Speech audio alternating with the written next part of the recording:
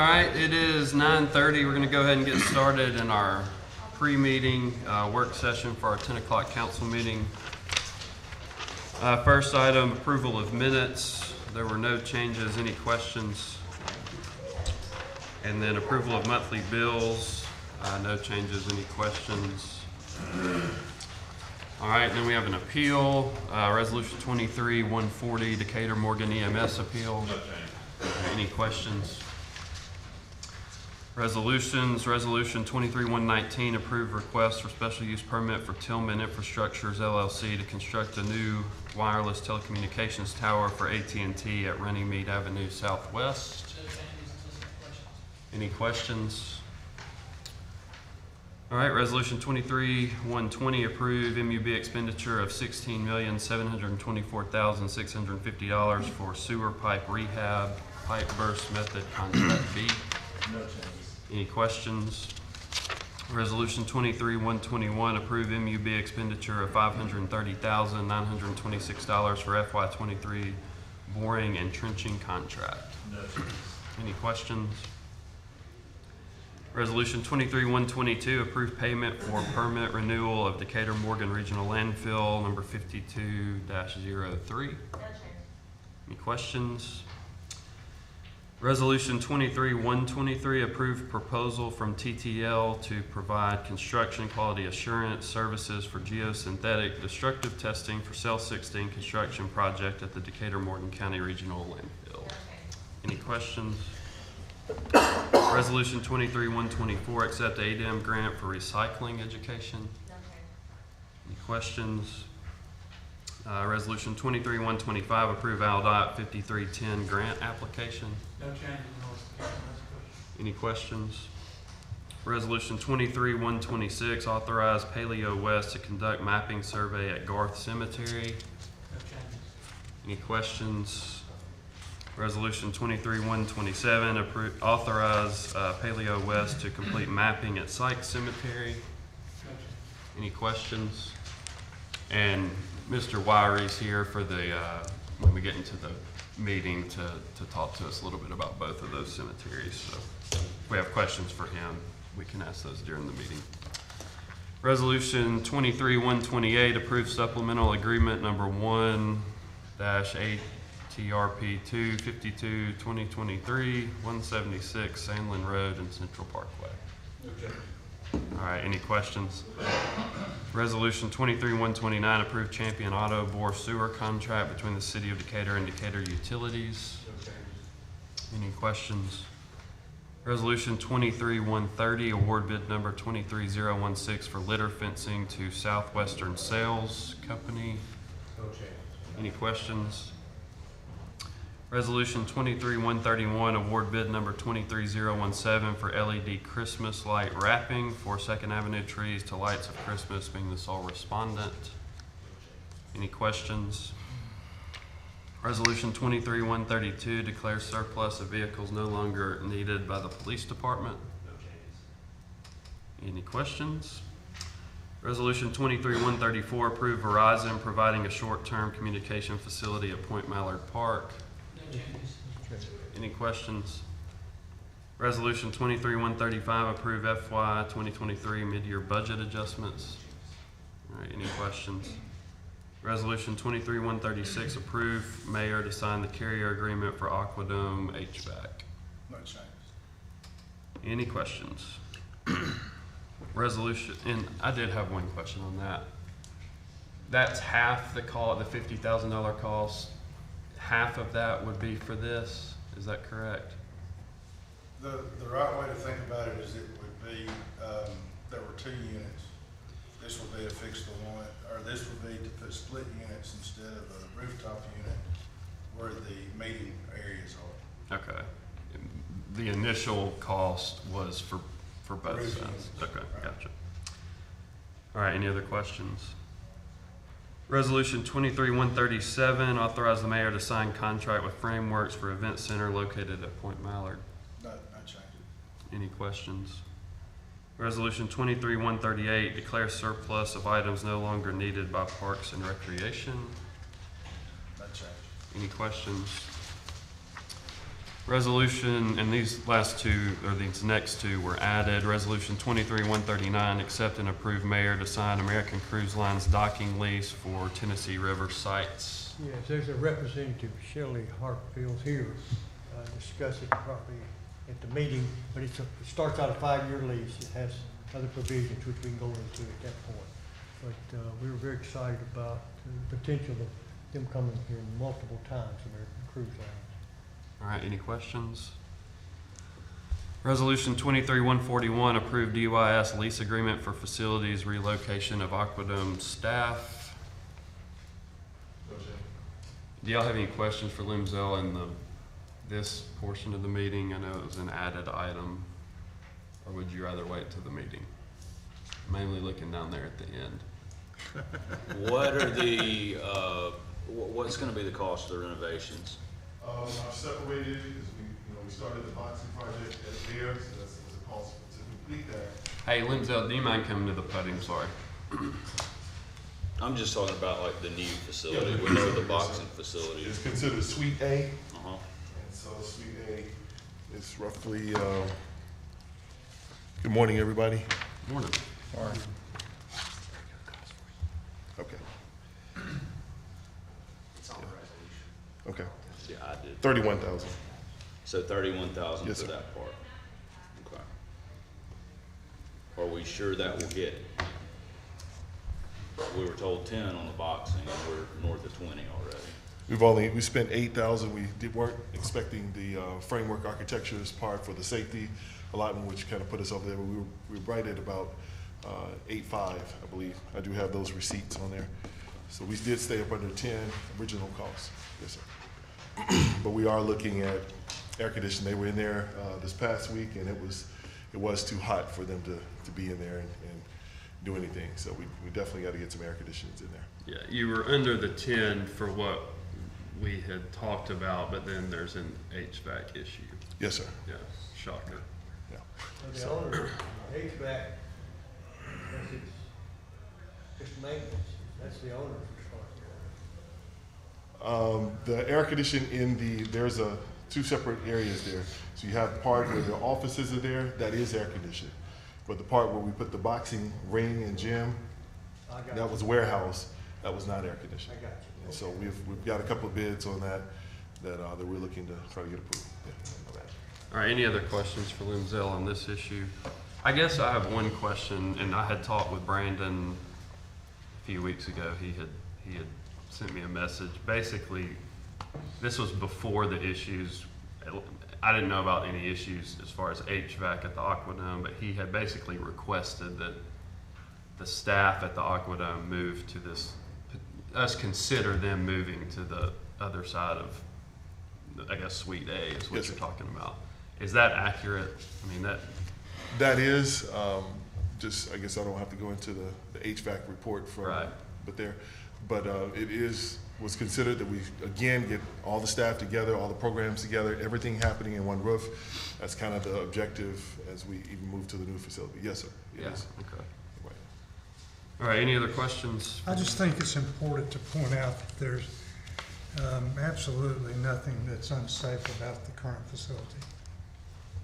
Sure, yeah, if there was, we'd be moving Jason's people out Mm-hmm. too, but I do think, we've done a lot of testing and tried to make sure what you said is accurate, and I think it is, but there seems to be just still some concern from the staff that are in that side of the building, so I just at wanted to least, say that. at least something to be, to consider, I think.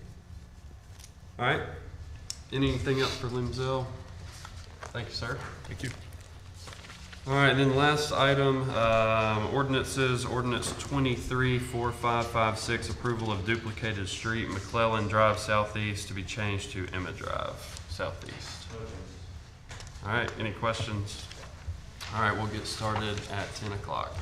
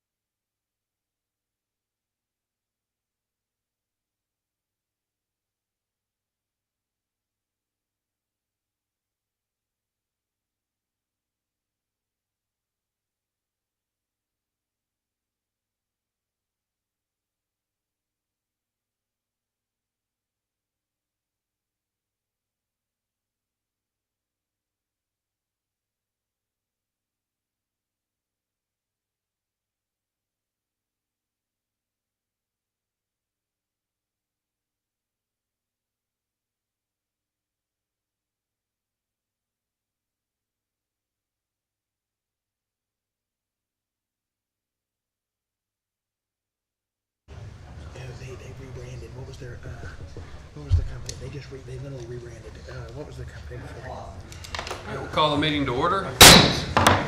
Jeremy Sherrill will lead us in our invocation and pledge.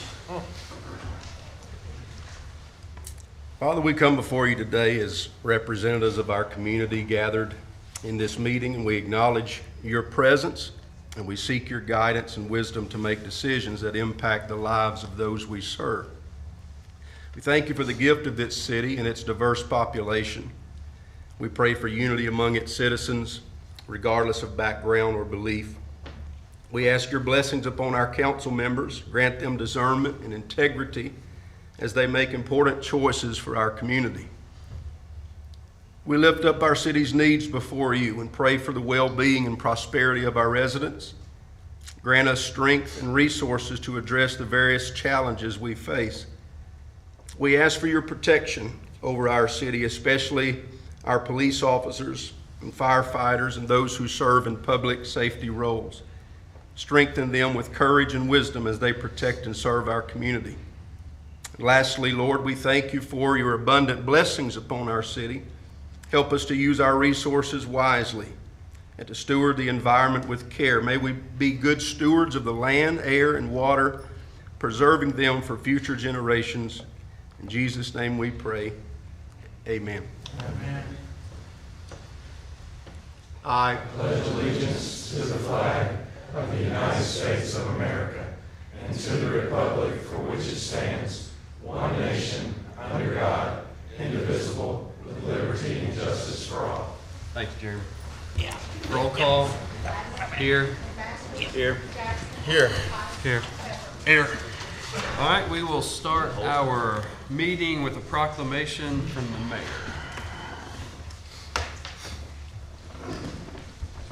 Well, this is truly a privilege today to recognize a special group of ladies.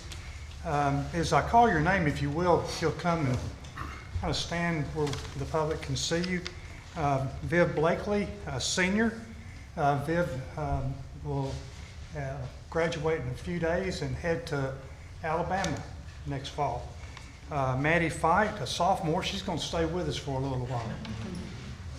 Then Anna Harbin, Anna's a senior, heading to UAB, where she recently made the cheerleading squad there. Congratulations, Anna. Then Abby Glover, War Eagle, heading to Auburn, senior. All right, Mary Bibb Pilot, heading to Bama. All right, and then not with us today is Emma Tapscott. Emma's a senior, and she's going to go to Troy. And then we have coaches Amanda Whitmire and our very own Sergeant Wesley Swope is with us today. And then not with us is Coach Anna Catherine Layton. And then we have Principal Leslie Russell and Assistant Principal Jeremy Mitchell. And then the students, many of them have their parents here in attendance, and we're thankful for them and the role that they play in these lives.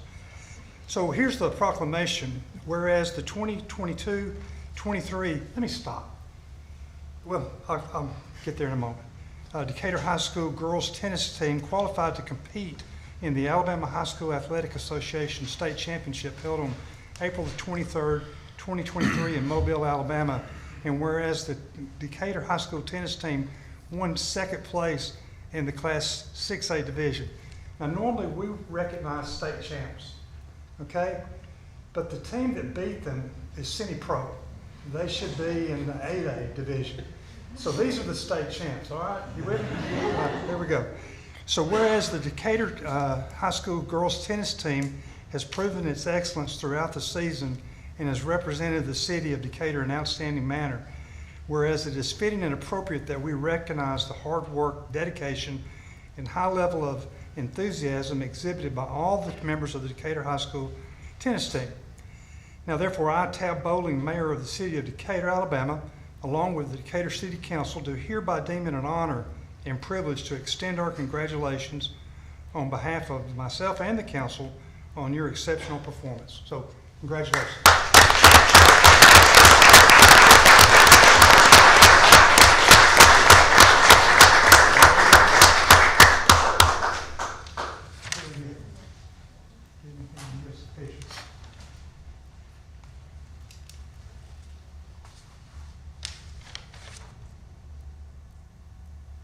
All right, thank you. Congratulations. I know y'all want to stay for this council meeting.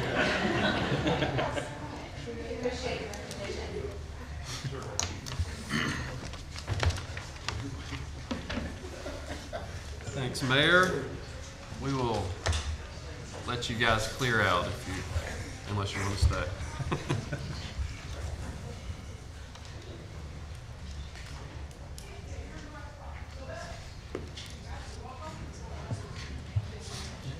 Thank you. Congratulations. I can't believe they don't want to stay. All right, we will move into our agenda. We'll take the minutes listed here together. So moved. Second. Motion by Mr. Pepper, second by Mr. Pike. Any discussion? Roll call. Aye. Aye. Aye. Aye. Aye. Minutes are approved 5-0. Next, we have monthly bills. Approve April 2023 monthly bills. So moved. Motion by Mr. Pepper, Second. second by Mr. Pike. Any discussion? Roll call. Aye. Aye. Aye. Aye. The minutes are approved 5-0. Next, we have an appeal, Resolution 23-140, Decatur Morgan EMS appeal. Chip. Yes, sir. Chip Alexander, Legal Department. This is an appeal from an imposition of a financial penalty and point penalty for fall quarter of last year. Procedurally, how this would work is Division Chief Phillips will present what the punishment was and the basis for it, and then Decatur Morgan will have their response. After that, y'all would vote to uphold it, to overturn it, or to amend it to something lower. We provided a resolution that upholds it, so when it's the moving and you can change that to whatever it is. It's better to have a positive, so a motion to approve it and just not pass is more complicated for the record than if you change it to a motion to deny it or overturn it or whatever your choice is. All right, we'll open the public hearing. This is a public hearing. We'll open the public hearing now, and I guess start with Chief Phillips or Chief Thornton, either.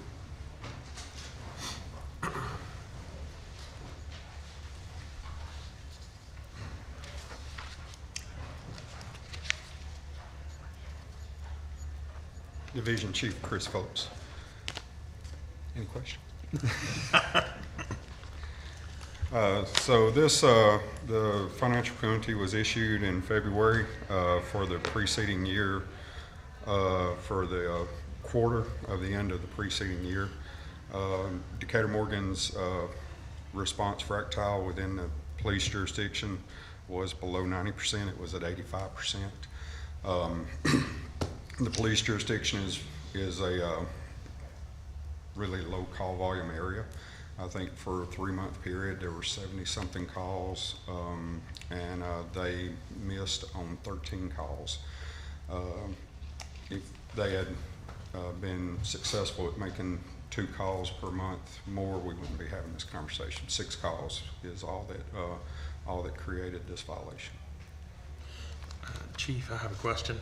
So in the ordinance, if I'm not mistaken, it says in there that you're not really given an option to give That's correct. you really have, so you have to issue a citation or whatever the proper wording would be. So you have to, so you don't have a choice. So like a police officer, they have a choice. They're given discretion on if they get to give a citation or not, but you are not given discretion. That's correct. Would you say that it should be changed in the ordinance to where you should receive the option of discretion? I mean, I personally think that it's a little. I get time limits.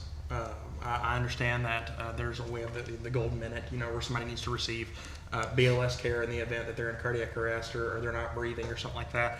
But I'm not going to drive 100 miles an hour to get to my house as quickly as I possibly can to come in if there's an emergency, because if I don't get to wherever I'm going, or if I don't get to my family before, there's no point in me driving that quickly.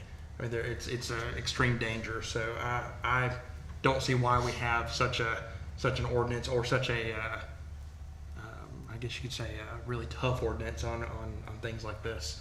I think that we should be a little more lenient on it, or we should have some sort of position to where you can have discretion on these things instead of having to repetitively come.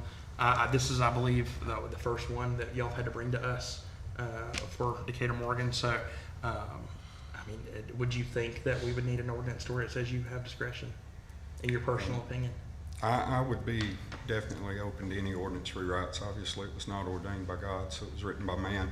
So there's plenty of failures here. I believe previous administration that we were functioning under when this was written, they enjoyed having that latitude to make the determination rather than empowering the EMS coordinator to do so. I think that's why the ordinance was written the way it was. Yeah. But while this might be the first time that Decatur Morgan has come before us, it's not the first time that this council has reviewed this situation. And I could be wrong, but if memory serves me correct, the previous first response said that if they had responded more quickly, I think on 4 calls, is that accurate? It was something like that, that they would have been within compliance. So we're saying that if they had responded in a more timely manner on 6 calls, they would have been in compliance. So what are we doing here? If we're going to hold one company to the letter of the law, should we not bound to hold everyone? We actually didn't hold them to the letter of the law. We Not to never the board. upheld We it. didn't uphold the That's penalties. right. But that was what you guys presented to us, though. That, and I guess you guys wanted that. So I guess you're saying now that, that if that we should have more discretion, that we should give you more latitude. Is that what I'm hearing? I think that, sorry to interrupt, but I think that's what Mr. Pepper was saying. Personally, No, that's what he said, that he would like to see more latitude, but Wait, that was what was presented to us in the previous case. We overturned it, but that was what was presented to us. I said I would not be against A an rewrite. ordinance rewrite that put more latitude into the ordinance. I don't mind the council being the decision makers in this. Personally, anything that comes off my shoulders is great for me. I don't know that if this is the best use of your guys' time. So that's the only reason I would be happy to sit down and discuss whether or not the ordinance needs to be reviewed. Well, and Chief, you mentioned you'd like to see a few minor tweaks too, because I know early in this term we spent a lot of time looking at it. But like, Chief Phillips says, you guys deal with this day in and day out. You know more about it than we do. I'm always kind of a defer to the experts kind of person. So like any, Tracy Thornton Fire Department, like any ordinance, it's got stuff in it that could probably be tweaked, and we looked at. This is kind of a ordinance that we've had a major adjustment a few years ago. We've actually, the previous EMS services here, we tried to get them to come to us with suggestions that we could do to make the EMS ordinance better, and we never got suggestions from them to what we could do. Multiple times they would have a violation, and then they would appeal that violation, but it was never any work trying to make the ordinance better, something that would run smoother for the city, for the citizens, for the fire department, for the EMS service. Decatur Morgan has reached out to us, and we actually had a meeting set up last week to try to go over and them give some suggestions of what could be done to make the ordinance better. That meeting had to be changed. We're now having it at the end of this month. We're always looking to try to make the ordinance better and try to make it better for the citizens, and something that the provider can, what they can hold to. So it's a work in progress every day. I don't think we've held any ambulance service any different than another one. We have done what the ordinance said on both of them, and now First Response has some appeals that come to you. We have put out what the ordinance says, and and applied those penalties to Decatur Morgan, and now they're coming to you in a similar process for an appeal of what has happened. You're absolutely right. First response, they did miss some of their times by a few calls. They also have missed some times by a few calls. I guess though, Chief, you know, when they talked before, you know, one of the big things that first response had was that the response time was too stringent.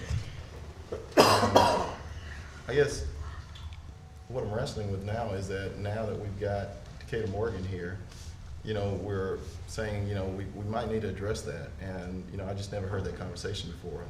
And maybe I'm wrong. Well, the reason that it was addressed before is because probably we tried to get someone to address it and it wouldn't be addressed. It was just a problem of when something bad would happen, we'd want to look at it then instead of us trying to do something to work something out, you know, before it happened.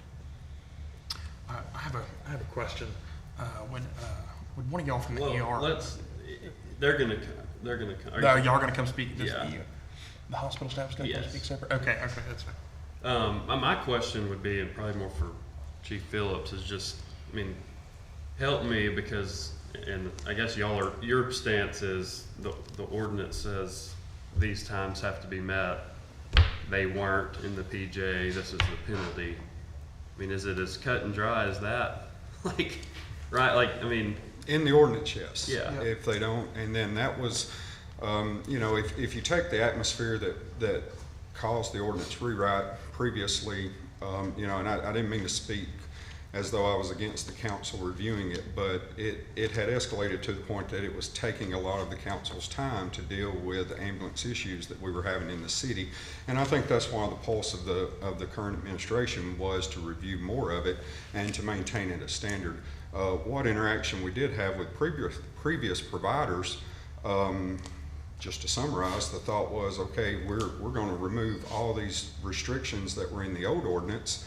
We're going to maintain a minimum standard, and then we're going to have the ability to apply financial penalties to you for not meeting the standards, which was not in the previous ordinance. There was no way to try to help encourage the ordinance to be complied with. And I think the previous administration wanted that ability themselves to monitor that.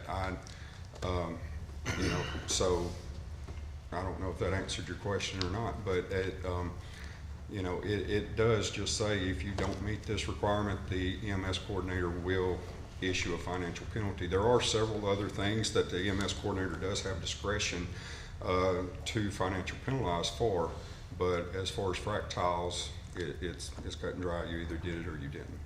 okay. So is that so you're saying the only thing that you have discretion over, that's the only thing you don't have discretion over, is the time? It's one of the main things. There are a few others. I would have to review it to tell you in detail. So more specifically to this was issued in February. When did Decatur Morgan start their service up? Do you remember? It would have been December of 2020. So January of 2020 was when we started as a inter-facility transport. And then fourth quarter of 21 is when we started offering this 911.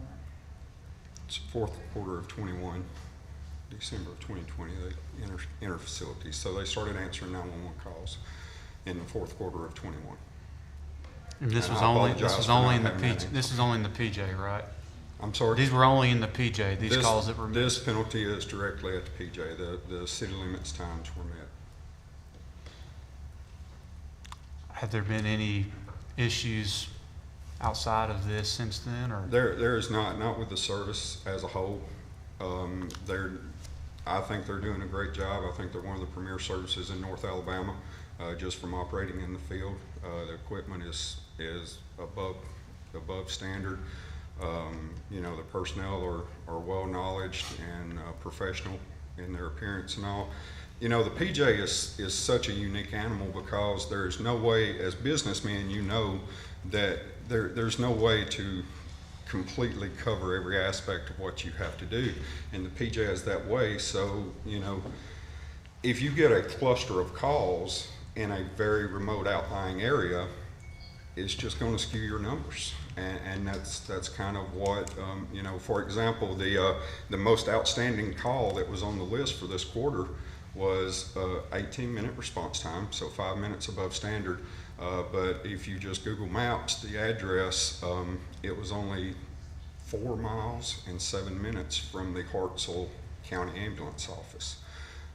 So it was just almost a geographical anomaly that one even falls under the governance of this body, and a lot of the others were just very similar. There just so happened to be extra calls in this area this month. What are the penalties? What is the financial penalty? This is a $5,000 financial penalty. And that's for missing times in the PJ for that quarter or whatever. Yes, sir. And if they had also missed times, say they also did not hit 90% in the city limits, would that have been an additional 5,000? There would have been 2 penalties, yes. Okay. Now, the points aren't up for discussion. This is just the financial penalty, Correct. The right? points will still apply, so that if any other time, you will still have that dashboard view, so to speak, of the performance of the service. Is that how we, go ahead. Let me ask you a question. And I guess it goes back to the fact that you said that, you know, they're well-equipped and they're one of the best operations. Recently, though, we've gotten a lot of situations where they're not responding or don't have the ambulances to go out there. How does that impact our fire department? I believe that's the main reason that we continue to invest in the fire department, is so that we are able to meet that need and provide that care, even when the private services that we don't have as much control over aren't able to keep up with demand. They are filling, they're backing up the county service when they don't have ambulances. Just this past month, there were only 2 calls in the city that Decatur Morgan was not able to respond to initially.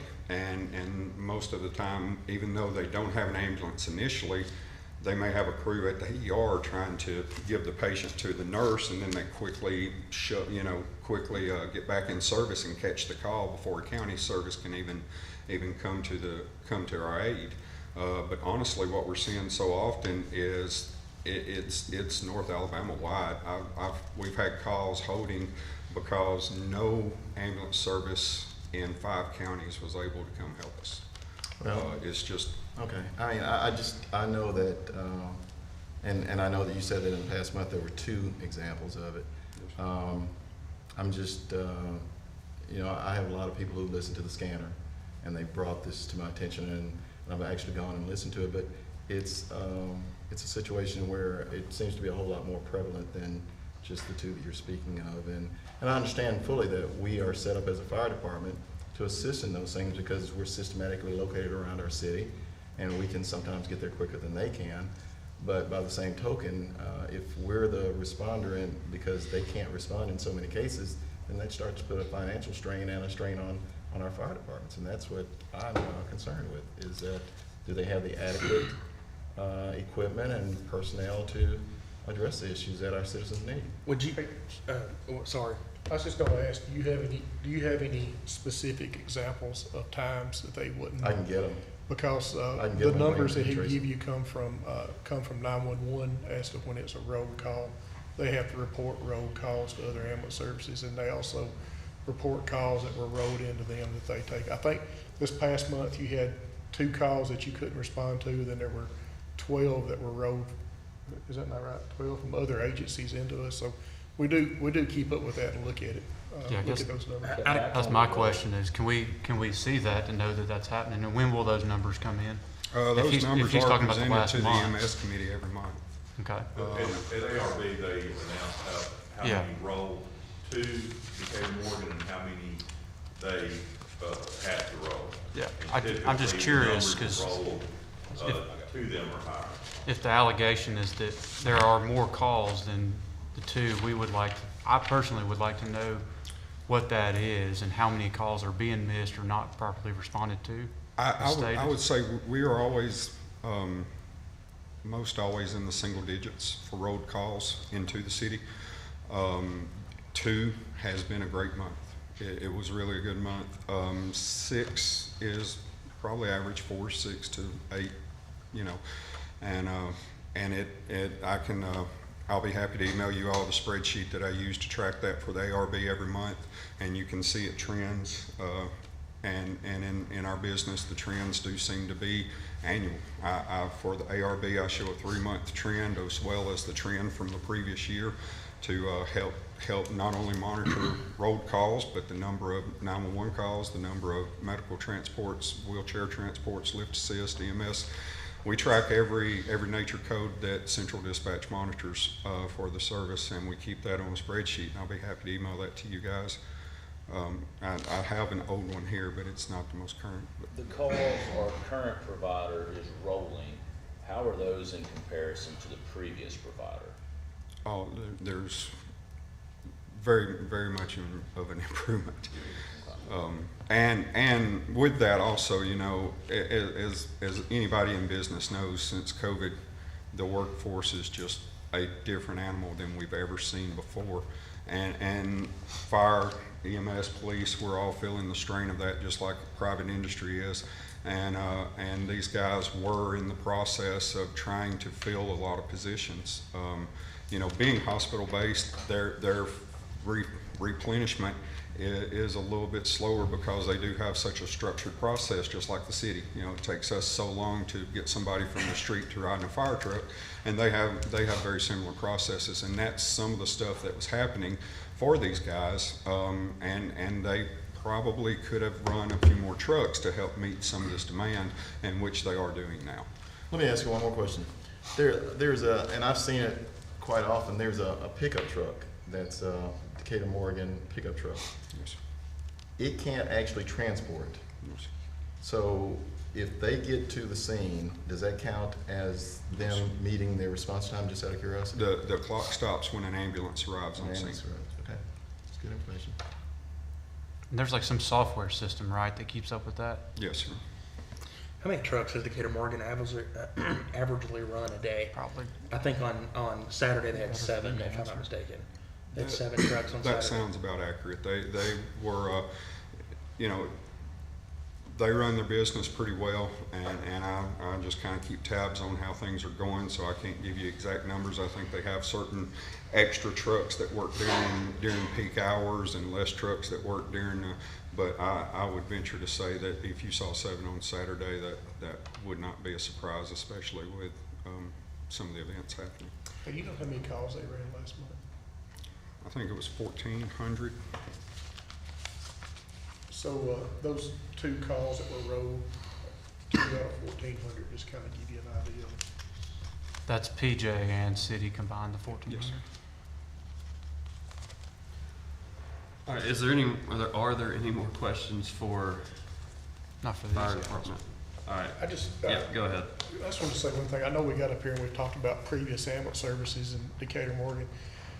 Previous ambulance service had a lot of good people that worked for them too, and it wasn't the intention to get up here and talk bad about them or anything like that. They provided a lot of good services for people over the years. We did have some problems with stuff that council is well aware of through the ARB about certain things that wasn't met, but it ain't just what we was up here talking about wasn't meant to be bad mouthing or say anything.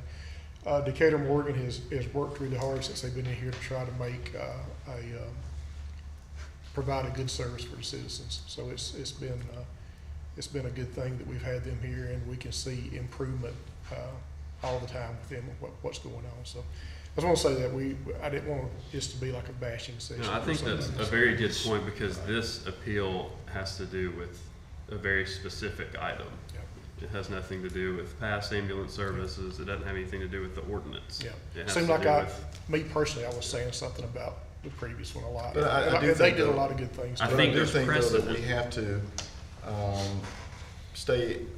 we have to compare, we have to kind of stay consistent.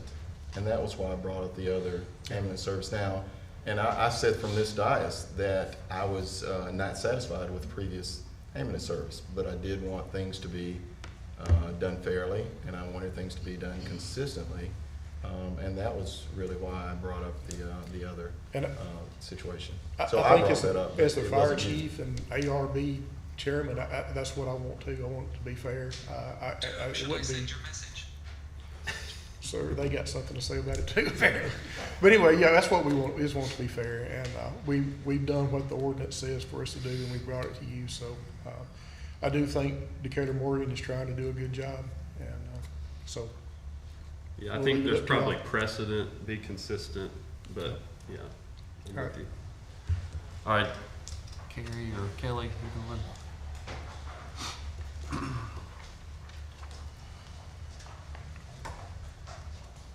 Kelly Powers, President, Decatur Morgan Hospital. Carrie Wynn, Decatur Morgan Hospital Emergency Services. Thank you. Good morning. We also want the best ambulance service as well. So I just want to let you know we have a common goal and want to be aligned with you. I want every citizen in the PJ in the city to get the best care possible. And really that's what we've been working on to build. And we don't disagree with having the ordinance, and we want to have rules to make sure that we comply. During this time, we did have a very big staffing shortage. We're all, as you have heard, really trying to steal from each other, whoever's paying the best. And so we worked really hard and have now, recruited and retained the employees that we did not have at that time. So I really feel like if we had had the staff then, we would have probably met these, not all of them, because again, as they said, some of them are way out of the city. Other than that, we currently have 12 ambulances. We're getting 2 new ambulances first quarter of, one in December and one in January of this year. What do you mean by new? Brand new, okay. brand spanking new ones, yes. Let me cut you off while you're there too. Yeah. You said that you're fully staffed now. And again, I know you've got something you want to say. But if we don't change the ordinance at all, and you said that you're fully staffed now and that we could, if you had been fully staffed at that particular point, that we probably wouldn't be here in this meeting today. So if we don't change the ordinance at all, we, in the future, should not be back here addressing this again, is basically what I'm hearing you say, correct? Well, there's more to it than that. I'll give you an example. Last Sunday, one of our ambulance crews had to respond to a wreck on I-65 in Coleman at exit 305. We were the only service that could respond to that wreck. So what that did was that took that unit out of our city and PJ. And so I think we need some latitude for things like that, because I don't know what the response time would have been here. We might not have met another call, but there was nobody else to go to it, so we had to go. But we basically deal on the average, correct? So that one going out would not impact your average. It's hard to know, because if several calls come in at the same time, I don't know. I just want to have some. Yeah, I'm just going on what you yeah. said though. Had you been staffed at that particular, at that particular level, we In probably this wouldn't- instance. Yeah, we probably Yeah. wouldn't be here today. So I'm just Yeah. kind of trying to forecast where we will be. Yeah, well, I'm just saying, I feel like we would have met some of them, and I'm not saying all of them, but, it would have helped the average maybe if we had been fully staffed, but that was a huge issue. Okay. Currently today, we have 5 openings according to Carrie, but we are paying overtime and incentive pay for other people to work those shifts to be fully staffed, so. We have had some truck issues too. These trucks are on the road constantly, so we've had a few of those out, and we're real lucky to get 2 new ones. We have 5 new ones already, but still, it's just the maintenance and wear and tear on that. So I'm here to answer any questions that you have. So I remember in one of the ARB meetings, I can't remember what month it was, maybe it was when this was voted on, but there were some measures that y'all discussed that were almost immediately, so a little more, y'all noticed the issue, y'all made some changes, whether it was staffing, truck locations, et cetera. Can y'all talk a little bit about that? That was really when we started using incentive pay to cover critical shifts. We saw a lot of that was happening in late evening during our high peak volume times, so we added trucks to get some more staffing so we would have more availability. We were short, but people were picking up incentives, so we were paying extra money and overtime to get people in to cover trucks. So that was the biggest impact we had, was just adding that.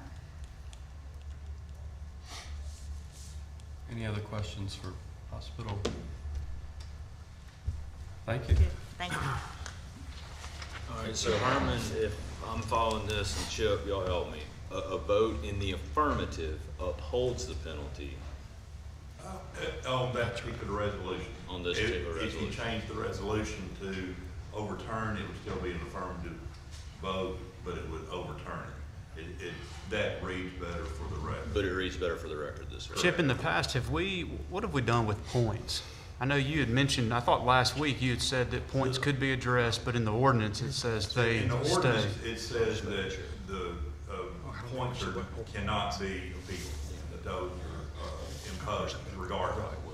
When, I don't remember his first response, I think it was the first response when it came, or it may have been Decatur Morgan one time before, in the transition period. The council voted to overturn the financial penalty and the points, which is not provided by the ordinance, but that's what y'all decided, and that's what the EMS coordinator wrote down, so. All right. One question, how many points have been assessed to Decatur Morgan? This is, I'm sorry, this is six. is this the first instance? There was one minor, 1 point applied early on for Okay. supervisor issue. This is a 5-point assessment. And the points accrue calendar year? Or, It's like a driver's license, so I can't remember now if it's 3 or 5 years, but they'll roll off.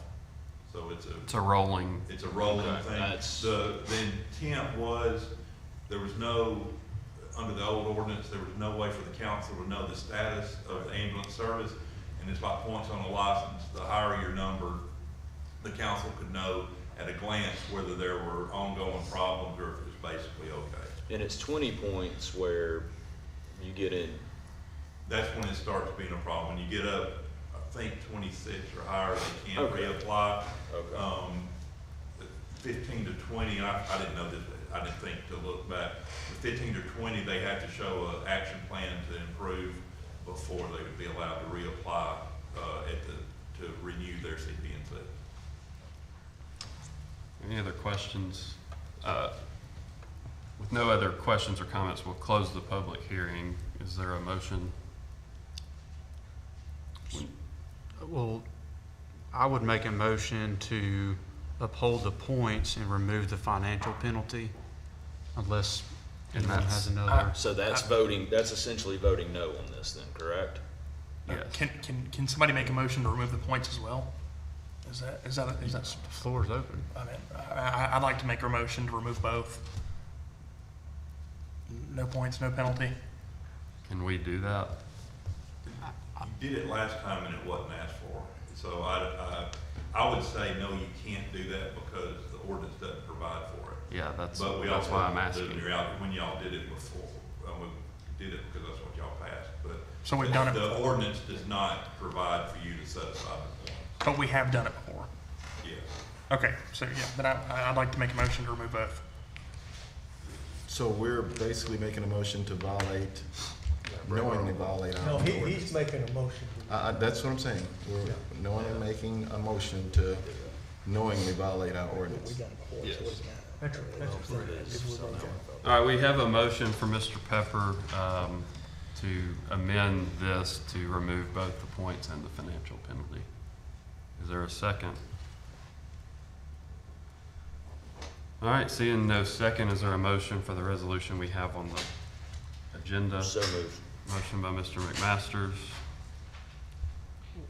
I think, yeah. I thought Chip did you not say it'd be better to have a I separate think motion? the way we've done it in the past is we actually voted as Against. it was on the agenda, Okay. and if we didn't, we either uphold it or we don't. Second. All right. Second by Mr. Pike. All right, any discussion? Yeah, I would say that, and I've talked to you guys, I appreciate y'all taking proactive measures and continuing to do so. I know it sounds like talking to these guys that the service has been good. I can remember in the past, there were some issues of the handoff from the ambulance showing up to the hospital. It sounds like that's gotten better. But I also told you guys at that time that I would hold you to the same standard, and I think that's what we're tasked with doing within the ordinance. So I will not be supporting this because I do not think that we should assess the financial penalties, but I will support the points. All right, any other discussion? My inclination is what I said earlier. The ordinance says X, and if you don't meet X, you get fined Y, and that's what we have here. But to Mr. Jackson's point, we set very clear precedent. In fact, the last appeal was a 0 to 5 to not uphold the penalty for very, very similar reasons. And I have some concerns about we go from a previous service and never upholding any fines on them for the exact same thing, and then we get a new one and we're automatically going to fine them. I think that's, I just have an issue with that. So I think we've set a precedent. I think because of that, we're going to have to really look at the ordinance and kind of have a baseline where we can move forward. And really, if times aren't met moving forward, there needs to be a penalty assessed, in my opinion. I do believe that. I mean, we've heard Kelly say that, you know, that we should be able to meet the guidelines now.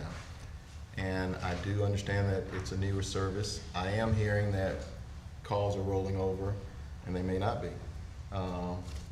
But I'm willing to give them the latitude in this particular instance because we are at the very, very early stages. But I do not think that, just based on the conversation today, that we need to change the ordinance necessarily. I do not think that this should turn into something subjective where we can give latitude or not give latitude. I think it needs to be defined. It needs to be written. We should not allow discretion. It should just be there. Either you adhere to the guidelines or you don't. And so I won't vote to enforce the penalties today, but I think this is the one time that I won't if it happens again. I've got a question. Miss Wynn, out of curiosity, how many ambulances do you have a day sit on the wall at the hospital? And how long do they sit on the wall? That varies. Okay. But that's not unique to Decatur Morgan. It's every hospital. If we send ambulances to other hospitals, they sit for very long periods of time. Okay, Typically, we have a rule in our ER that's 20 minutes. The charge nurse is escalated, and we start trying to figure out a way to get that ambulance unloaded. We sit in other ERs for 4 to 5 hours sometimes. Let me rephrase that question. How many rooms do you have at Decatur Morgan that are available to the public for emergency services? And how many rooms do you have at Parkway that are available to the public and for emergency services? So we have 35 total treatment spaces at Decatur and 14 at Parkway. So we have 35 at Decatur and 14 at Parkway. And on an average, I'm guessing you see quite a bit of patients every day, not just from the ambulance service, but from the general public as well, that drives themselves by their own vehicle. Between the two ERs, somewhere around 140 to 160 a day. Okay. The only reason why I have, so the conclusion that I'm coming to come to here is I personally don't agree with penalties for an ambulance service for a lot of good reasons, not just because of a personal experience working in EMS, but I think that a lot of people in the public don't understand everything that's involved when it comes to not only just staffing, the schooling that's involved, not just with becoming a paramedic or a nurse. You know, there's a lot of schooling involved with both of those things. And then I don't know how many rooms is an ER nurse allowed to be assigned to? Is it 4? 4 rooms. Okay, so if you're short in the ER, which means you're also short on rooms, and then if we're short-staffed in the ambulance era, then we're short-staffed there, so we can't staff that many trucks. Luckily enough, y'all, I believe that your staffing is beginning to work itself out a lot better than any other service in North Alabama, in my opinion, besides HEMSI. But HEMSI services an entire county. But I just can't. I can't wrap my brain around why somebody would want to penalize a service that offers aid to the general public in an emergency setting when it takes hundreds of hours, weeks, months, a long time to get the certifications that require you to do things like that. And then I think the short answer to that is to ensure that we're providing public safety in a timely manner. Yeah, but so you can hold accountability, but I understand holding accountability, but you're not in their shoes. So you don't know, you have no clue what it's like to be in those shoes. So your accountability that you're wanting to hold is uneducated. You're not in our shoes on a day-to-day basis. They actually said they are okay with it. And I understand that, but like you said, if another situation was to pop up, that y'all would be. They're actually in their shoes. And I understand that, but you're not getting the point that I'm trying to make here. The point I'm trying to make is, you said if they was to miss times again, that you would be in favor of a financial penalty. Yes. Okay, so what if every ambulance is sitting on the wall for the next 4 hours at Decatur Morgan because we have no rooms available? Would you be in favor of a financial penalty then? I'm not gonna give you hypothetical answers. I'm asking, would you be in favor? Keep in mind, they're entitled to share why there should be a waiver.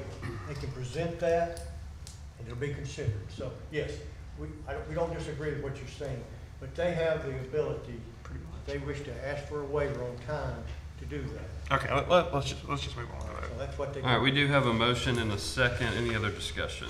Since everybody else has talked, I'll take my 4 minutes now. No, just kidding. Mr. Jackson hit the nail on the head. He feels exactly the same way I do, so that's it. That's all I got. And a vote of no. Yeah, just for clarification, a yes vote would uphold the financial penalty, a no vote would overturn it. Yeah. All right, any other discussion? Roll call? No. McMaster? No. Jackson? No. Pike? No. Pepper? No. All right, that resolution fails with a vote of 0 to 5. Resolutions, Resolution 23-119, approved request for a special use permit for Tillman Infrastructures LLC to construct a new wireless telecommunication tower for AT&T at Runnymede Avenue Southwest. Good morning, President, Council, Mayor David Andrews with CMS. This resolution is for an application made by Tillman Infrastructure to construct a 125-foot monopole tower. The total height of the tower will actually be 127 because it'll have a 2-foot lightning rod on top of the tower. So the total height will be 127. CMS has reviewed this application, and typically when we have new tower applications, we take a lot of things into consideration, and a lot of times CMS doesn't come in on the new tower and make a positive or negative recommendation. We make sure they meet the ordinance, and then we give it to the council to make the decision. But in this case, as much of a positive recommendation as I can make, I will do so, based on several factors. One factor is we have a written record of several applications that's already been made to the city and withdrawn in this area by 2 different carriers. Both of those carriers were trying to put a site within a 1/4 mile of this existing site. This is a commercial area that has residential on both sides. So if you have to move this tower in any direction, you're going to affect more residential than you're affecting now. So CMS looks at this site as a good location because although there will be a few residents affected by this, the effect is much less than if you move this site to the east or to the west. Then the site goes into residential neighborhoods and it would be much greater. The original height of this tower was requested at 185 feet, and after CMS did its review, we did not see where a 185-foot tower was justified, so we worked with the Tillman Infrastructure, and they agreed to lower the height of the tower down to the 125 foot. This tower will be located on Decatur Utilities property at the substation, so the compatibility of the site next to the substation is not that different than it would be in the middle of a residential neighborhood. So we look at that as a positive thing. This site will be landscaped, so there will be buffers around the site. So the bottom 25 foot of the tower will be, after the buffering grows a little bit, it will be buffered and zoned where you can't see the facility. So CMS recommends the approval of this, and I believe there will need to be a public hearing associated with it. Yeah, this is a public hearing, so if there's anyone here to speak, we'll open the hearing now. Andy's signed up. We did have 2. Hunter, do you know if... They're gone. Okay. They left. Okay. Go ahead, Andy. Good morning. My name is Andy Rotenstrike. I'm here on behalf of Tillman Infrastructure, also here for AT&T, who is the carrier seeking to improve its coverage in this area. David hit all the high spots. I certainly want to be here to answer any questions. But AT&T, the reason we're doing this is to get AT&T coverage into these areas. This has been a very difficult area to reach for all carriers because of what David was telling you earlier. A lot of residential, heavy, dense neighborhoods nearby, which makes it tough to locate under your ordinance in some of the residential areas. We've got this one spot, Decatur Utilities owns it. Your ordinance directs us to go to these types of properties, which is what we've done. We met, kind of had the engineers talk back and forth to see where we need to be on the height. They've agreed at the 125. Again, it's less coverage than the 180, but it gets AT&T what it needs to fill the gap that it has there. Again, working from home, schooling from home, traveling along Beltline right there, that's really the issue. We've shown some maps in the packet as to the coverage, what's lacking now, and then what gets filled in with this one site. And this pole also will be available for other carriers to locate their antennas. So it won't just be for AT&T, it's available for Verizon, T-Mobile, and Dish. Also, just point out one other thing, AT&T is the National First Responders Network. They are called FirstNet. You may be familiar. Back at 9/11 in New York, fire could not talk to police, who couldn't talk to EMA. FirstNet is a nationwide first responders network. AT&T won the bid from the federal government. This site will be a FirstNet site. So they will have priority in the event of emergency situation to have first priority on AT&T's network. Any questions, I'll be happy to try and answer. David, this may be more for you, but this 125 height, that's kind of within our ordinance and our standards, correct? So the way we write ordinances is we set a maximum height, which your ordinance says 100 feet. So the way the federal government, the federal regulations are written, we can set that 100-foot maximum, but let's say a carrier comes in and they can prove that they need 250 feet. Well, the city would be required to allow them to build a 250-foot tower, although your maximum height is 100 feet. So basically, we have a maximum height, and anything over that height, they have to provide. That's what keys them to provide the propagation data studies and the items that we review to make sure the height is actually needed. So if we didn't have that height, then they could come in any application, if it was 100 foot or 300 foot, we wouldn't have any way of making them provide us justification that that's going to fill their gap. So I hope that answers your question. Yes, thank you. It will be the lowest tower that's been constructed in the city of Decatur. Okay. So there's no other tower in the city of Decatur lower than 125. So the ordinance cutoff is 100 feet though?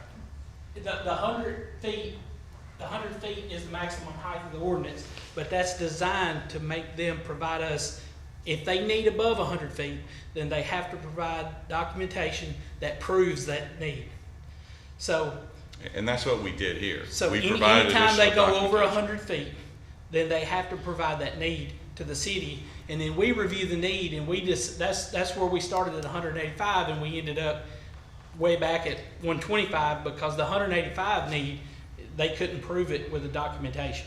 Now, they could prove that the need for the tower was there, and we do agree that 125 foot is needed to fill their coverage that they need in that area. What's the range of coverage on that, just out of curiosity? That's a difficult question, Mr. Jackson.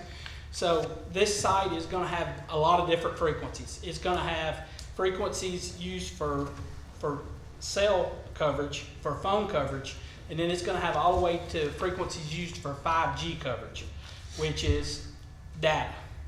So with the cell coverage, it could be up to a couple of miles, which if you go over in that area now, most likely you're not going to have problems making a telephone call because you're going to have cell coverage in that area. So the problem that these companies are running into is the data coverage, because just like the Wi-Fi router in your home, it propagates a lot less because it's a higher frequency. So it's up into 2,000 frequencies, so it propagates much less than the 700 frequency, which propagates out to a couple of miles. So to answer that question truthfully, the cell service part would propagate and provide service up to a couple of miles, to where the 5G service may be only a few thousand feet from this facility. But the capacity that this site will bring is one thing that's needed. There will be thousands of AT&T customers per day use this site. So it is a great benefit just for AT&T to have because of the number of people that's going to use this site daily. And this does address a couple of issues that Dave was alluding to. Yes, there will be improved coverage, which is what we're trying, but this is also a capacity relieving site. So each cell tower that's around the city can only handle so much traffic at one point, right? When it's 5 o'clock on the Beltline, you know, those sites can get overloaded. This is going to offload one of the sites to the south and then also provide that additional coverage. So it's kind of a twofold plus the FirstNet. Okay, I've received calls, texts, emails, about the cell tower going in this area. There's people that are not in favor of it. People that are not in favor of it are some people say it's for the radiation that the towers put off or whatever else they conspire with. But a lot of people are asking about the aesthetics of the pole. Of course, we do not want another tree. Everybody knows that on Danville Road, if you're going down towards 8th, if you look to the left, there's a gigantic pine-looking tree that horrible sore eye for sure. Either way, eyesore. Sorry, there we go. Never mind. Don't quote me here. Either way, there's people that were asking questions if you guys could fix the area up below the pole. You know, put some nice fencing around it, a little bit of greenery around it. You know, maybe some shrubs or something. I don't know. Are y'all open to doing that? We are, and your ordinance requires it. We're happy to do that. That's good. Yes. It's part of the ordinance. They have a landscaping plan that's been approved. So the bottom portion outside the facility will be landscaped where you can't see the facility. That's good. Okay. Awesome. Okay. All right, public hearing's still open, and we did have 2 sign in, but I think they left. Yeah, we spoke to them outside before, and I think they were comfortable. Okay. Anyone else here to speak on this item? All right, if none, we'll consider the public hearing closed. So moved. Motion by Mr. Pike. Second. Second by Mr. McMasters. Any discussion? Roll call. Aye. Aye. Aye. Aye. No. All right, resolution 23-119 is approved 4-1.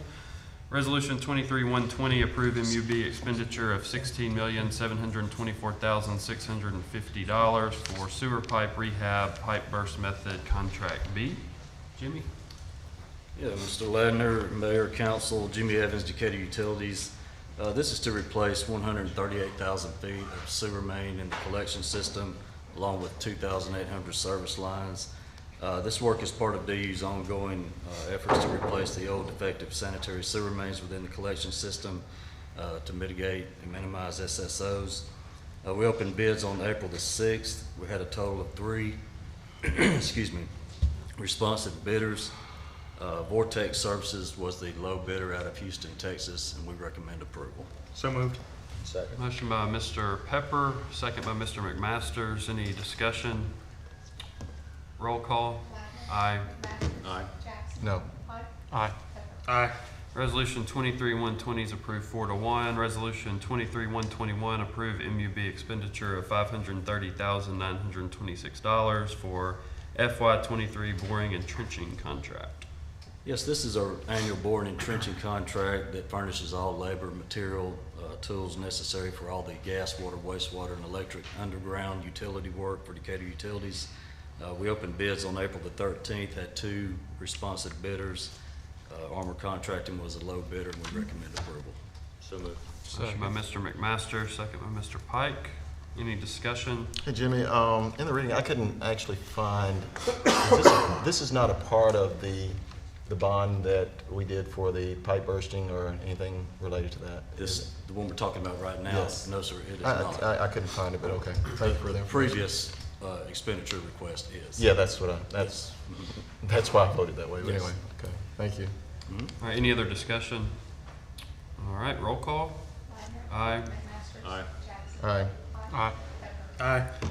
Resolution 23-121 is approved 5-0. Resolution 23-122, approve payment for permit renewal of Decatur Morgan Regional Landfill number 52-03.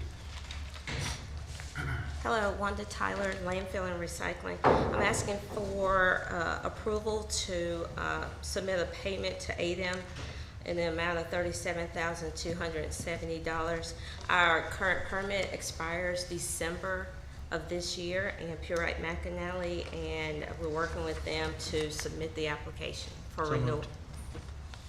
Motion by Mr. Pepper. Second. Second by Mr. Pike. I didn't mean to cut you off, sorry. Any discussion? Roll call. Aye. Aye. Aye. Aye. Aye. Resolution 23-122 is approved 5-0. Resolution 23-123, approved proposal from TTL to provide construction quality assurance services for geosynthetic destructive testing for Cell 16 construction project at the Decatur Morgan County Regional Landfill. So I'm requesting approval in the amount of $7,361 for this proposal with TTL. They're going to complete all of our geosynthetic materials testing. We're almost through with Cell 16. Hopefully this time next month, if I'm here, I'll be saying, yeah, no. But so this is for that proposal. So Second. Motion by Mr. McMaster, second by Mr. Pike. Any discussion? Roll call. Aye. Aye. Aye. Aye. Aye. Resolution 23-123 approved 5-0. Resolution 23-124 accept ADEM grant for recycling education. So we received a no-match grant from ADEM in the amount of $50,000, and this goes towards improving our, in regards to our education when it comes down to our recycling program. So we have till September 30th of 23 in order to use this money, which we will. So moved. Second. Motion by Mr. McMasters, second by Mr. Pike. Any discussion? Roll call. Aye. Aye. Aye. Aye. Aye. Resolution 23-124 is approved 5-0. Resolution 23-125, approve ALDOT 5310 grant application. Yes, Alan Stover with the Community Development Department. This grant will just allow us to apply for a ban for the therapeutics program for the Parks and Rec Department. So we're just asking that y'all allow us to apply for this. If awarded, we probably would not be awarded until after September. So we would put that in our budget for next year. So moved. Second. Motion by Mr. McMaster, second by Mr. Pike. Any discussion? Roll call. Aye. Aye. Aye. Aye. Aye. Resolution 23-125 is approved 5-0. Resolution 23-126, authorize Paleo West to conduct mapping survey at Garth Cemetery. Yes, both the next two applications would just allow Paleo West to do some mapping at Garth and Sykes Cemetery respectively. And this will just allow us to continue that process at Sykes and to start the process at Garth to get those mapped so we will know exactly where those sites are. So when we go to, I know there's, we're trying to obtain both of those properties, and that gives us an idea of where, where they were located, so we can proceed with maybe getting those transferred. Okay, and I'll invite Phil, if you want to speak now on both of these items, you can.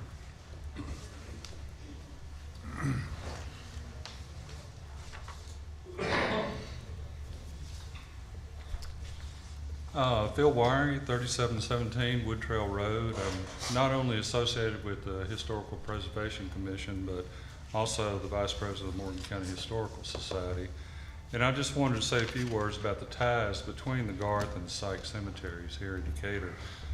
Over a week ago, we inducted Dr. Frank J. Sykes into the Morgan County Sports Hall of Fame for his career at Howard University in Washington, D.C., and his time with the Baltimore Black Sox with the Negro Baseball League. Most know Doc Sykes from his testimony in the Scottsboro Boys trial.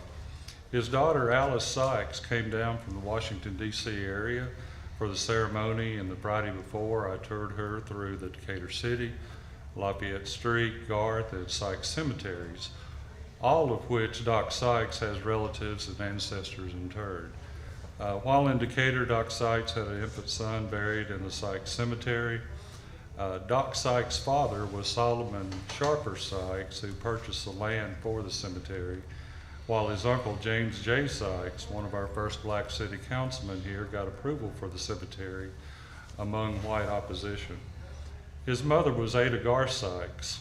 All but Doc Sykes are buried in the cemetery, most without headstones. The proposed study would help in defining where those are buried. In addition, Ada Gar Sykes' father, as well as Doc Sykes' sister, are buried next to each other in the Decatur City Cemetery. Ada Sykes' grandmother, however, is buried in the Gar Cemetery. Charlotte Dandridge was a slave that came from Charlottesville, Virginia, with General Jesse Winston Garth, the main founder of the city of Decatur. Charlotte is one of the only slaves that I found in North Alabama that was buried in a place of honor in a white cemetery prior to the Civil War, next to General Garth's wife, Unity. We know of Charlotte's burial location from Bob Gamble. I don't know if y'all remember Bob Gamble, that was a noted architectural historian who spent years of service with the Alabama Historical Commission in Montgomery, and who as a teenager spent time at the Gar Cemetery. This survey would help in identifying this and other unmarked burials in these two cemeteries. I'm also a member of the Morgan County Genealogical Society and the Alabama Archaeological Society, all of which I believe would support the proposed study. I would conclude by saying that I'd be happy to answer any questions about these two historical sites. Thank you for that, and thank you for the work you've done. And I've been with you to the Garth Cemetery, I think, a couple of times. Can you just briefly give us, I know we've had some people working on the Garth Cemetery to help kind of maintain it. Do you want to touch on that at all? Yeah, there's a history professor over in Dalton, Georgia, that grew up here in Decatur named Michael Coulter. And he's been coming over on the weekends whenever he can. He's got some family health issues now that prevents him from coming, but he went through and cleaned, removed a lot of the brush. The last time that it was actually clean was, there was a gentleman named Ken Bass that was in the Genealogical Society that has since passed away. And Ken and I went out and got some of the people from the jail to go out and help us clean it. That was in 2010. And nothing had been done since that. So Michael came and did a lot of work in improving that. And Kip Carter, a shout out to him, he's been good about going and picking up a lot of the limbs and that sort of thing that we've generated during that and helping us get rid of those. Phil, let me ask you a question. You might remember more about this than I do, but 10, 12 years ago, the City Council adopted a resolution that we were going to actually, Parks and Rec was actually going to maintain that. Something happened. What happened with that? Well, we never purchased it, so I think the resolution was that they were going to purchase it from the Garden family down in Pensacola. Okay. And we never did purchase it. Okay, so it's hinged on the purchase itself. Yeah. So we voted to purchase, but that we never did follow through. Thank you. I think Herman and Ruth are working on trying to work with the family. I think they're in Florida. Is that right? Yeah, in Pensacola. Yeah. It's got a little antique shop down there. And yeah. But now Sykes is a little bit different situation. We don't have any real known family members left with Sykes, do we? Yeah, there's a few that, there's a Tony Williams that lives in Atlanta. She actually went down and met with Robert Garth in Pensacola, and so you had these two families that kind of, the Garth and the Sykes family, there's a lot of history between the two, but Tony's one of them. Alice Sykes that we said came here, they're not actually owners or listed on it. There is no listed owner that I know of for the Sykes Cemetery. Well, and that but there's descendants of the Sykes family and the Garth family that started that cemetery. And see, way back then, we were talking with a lady, you might know this by the name of Reba Adam, and she was the only known person to have any kind of connection with Sykes Cemetery, but she was probably in her 90s then, so I was just kind of curious as if we had anybody that we need to, to explore that line with other than, I mean, because if nobody has if there are no descendants who have any ownership stake in it, you know, I guess that's poses another question. Yeah. I don't know of anyone that does have ownership with it. That's, see, and I don't either. Okay, thank you. I mean, we could ask Alice Sykes again, if she knows of.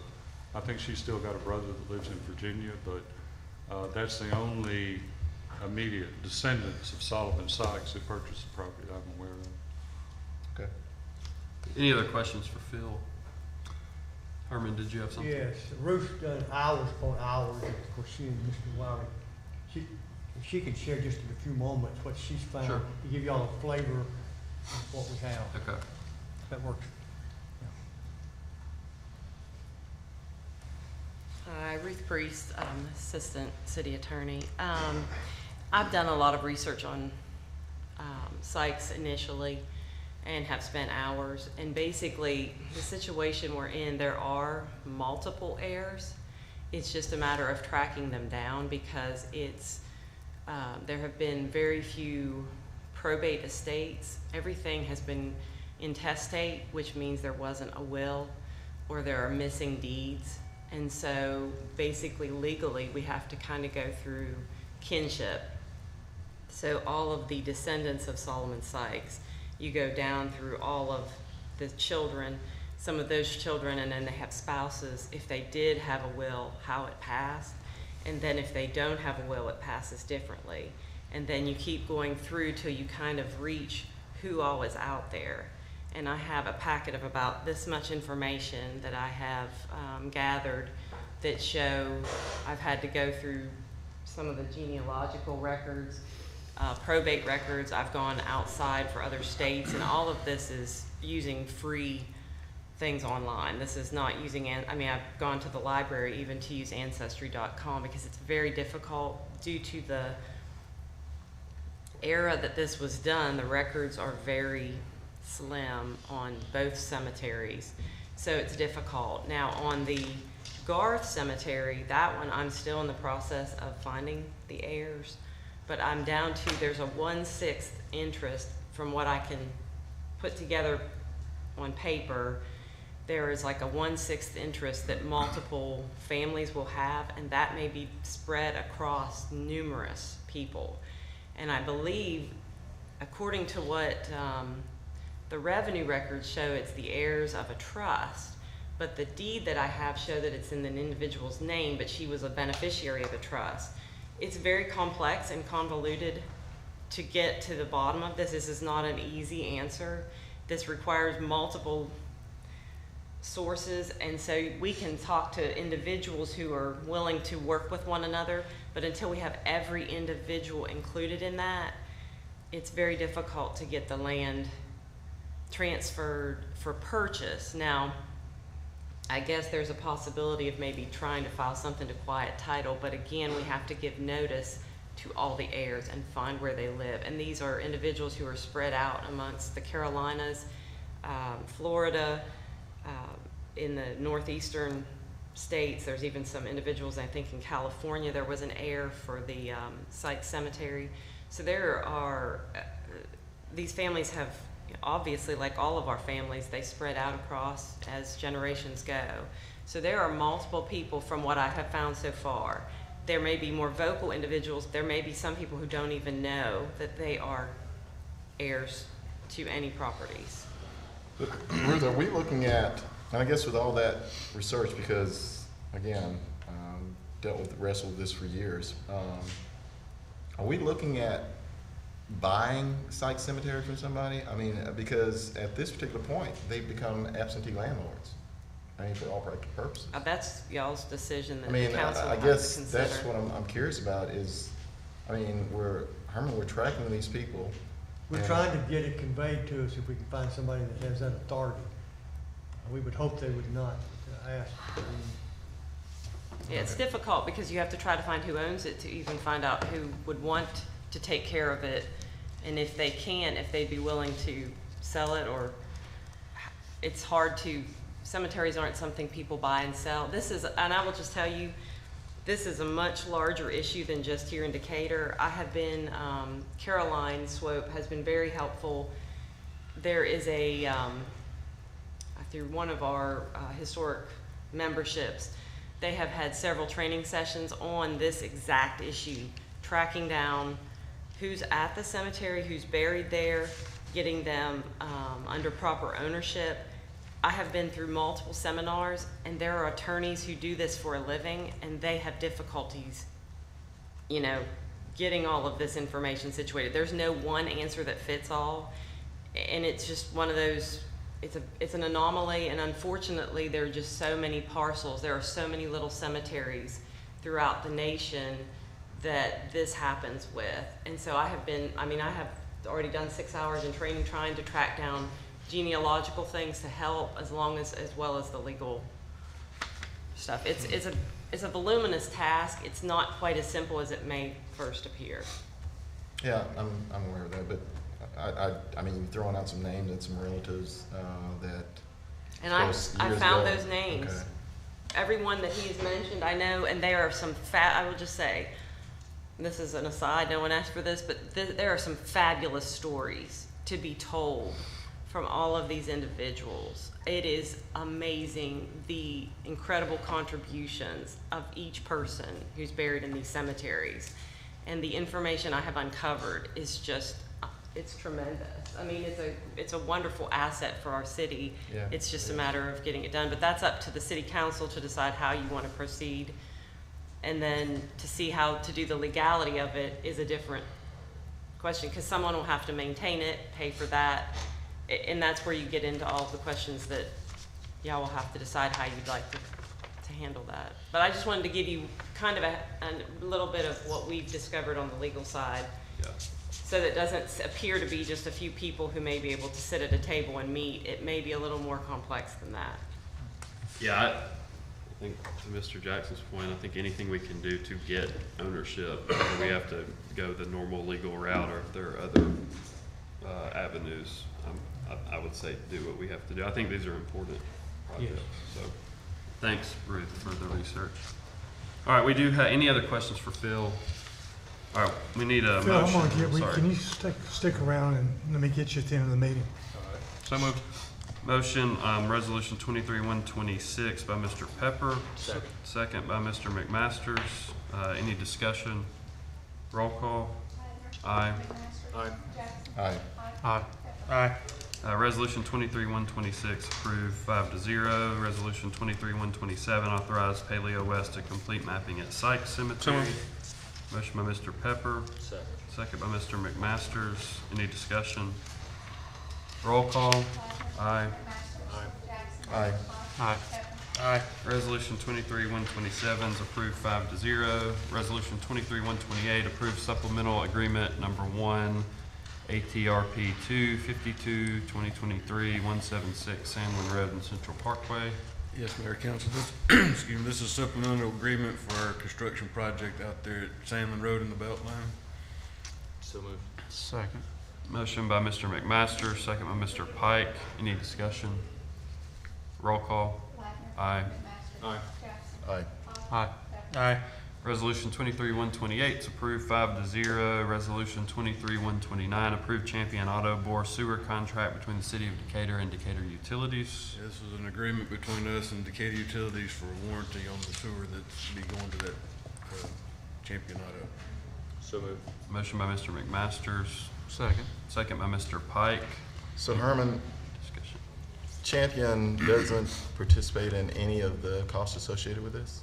No, sir, not to my knowledge. Thank you. What this is doing is getting a warranty after work is done with Decatur Utilities. Decatur Utilities treats us as a developer, so we have to give them a warranty for 1 year.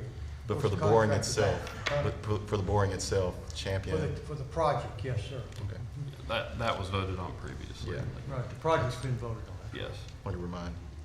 Yeah, gotcha. All right, any other discussion? Roll call. Aye. Aye. No. Aye. Aye. Resolution 23-129 is approved 4-1. Resolution 23-130, award bid number 23016 for litter fencing to Southwestern Sales Company. Jeremy Sherrill, Purchasing with the city. This is a resolution to award bid. We sent this request out to 6 vendors, received 2 responses. And the bid open was April 18th, and Southwestern Sales was the lowest responsible bidder. So moved. Motion by Mr. McMaster, second by Mr. Pike. Any discussion? Roll call. Aye. Aye. Aye. Aye. Aye. Resolution 23-130 is approved 5-0. Resolution 23-131, award bid number 23017 for LED Christmas light wrapping for Second Avenue trees to Lights of Christmas, being the sole respondent. Yes, this is the purchase, installation, takedown, and storage for the first year. I think there's about 37 trees that will be wrapped there. There are approximately 786 strands of lights there, assuming, and Lights of Christmas being the sole respondent. So moved. Motion by Mr. Pike, Second. second by Mr. McMasters. Any discussion? Roll call. Aye. Aye. No. Aye. No. Resolution 23-131 is approved 3-2. Resolution 23-132 declares surplus of vehicles no longer needed by the police department. Good morning, council. This is to get rid of a couple of drug seizure vehicles that were no longer in use. So moved. Second. Motion by Mr. McMaster, second by Mr. Pike. Any discussion? Roll call. Aye. Aye. Aye. Aye. Aye. Resolution 23-132 is approved 5-0. Resolution 23-134, approve Verizon providing a short-term communication facility at Point Mallard Park. Yes, sir. This resolution will allow the city to enter into contract with Verizon Wireless to provide a cow or a cell on wheels to be placed at Point Mallard Park.